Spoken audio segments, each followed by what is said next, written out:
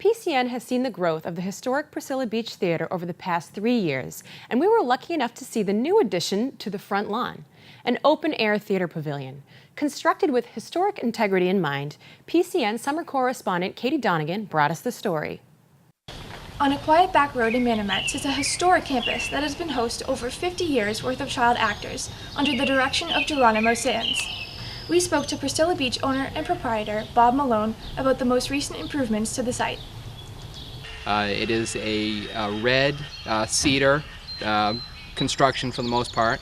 There's some glue lam components that are structurally kind of in place, but it's a beautiful building. It's something that, you know, if you're out and back in the farming days, you'd find this shed area that there'd be equipment parked under and you know, things stored underneath it.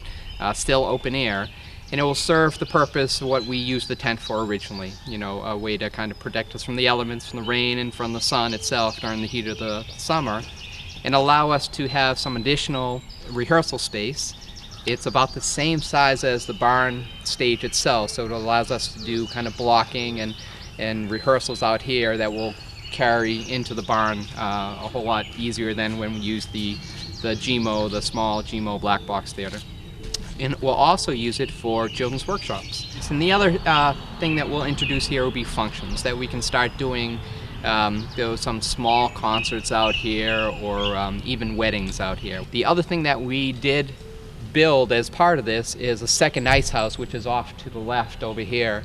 So we thought, hey, with this permanent structure, it'd be nice to have a house for these, for the soundboard, for the light board, and to not have to break things down and put it back up. So we built a secondary ice house, matching our original 1875 ice house over there. And now when we look at the campus, it is just such a joy. It is, it sounds almost naive to say this, but we're giddy as we walk on campus. Reporting from under the pavilion at Priscilla Beach Theatre, this has been Katie Donegan for PCN.